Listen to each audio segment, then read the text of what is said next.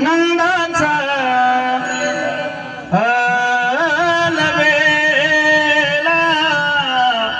नंदाचा अलबेला तो नंदा घरचा आहे आणि तोच तिथं होण्यासाठी मी कोण म्हणतोय देव म्हणतोय मी आलो पण कुणाच्या घरी तुका म्हणे खूप जादासी रूपरासे ही नकळा असा असलेला देव कुणासाठी आला पुंडलिकाच्या भावार्था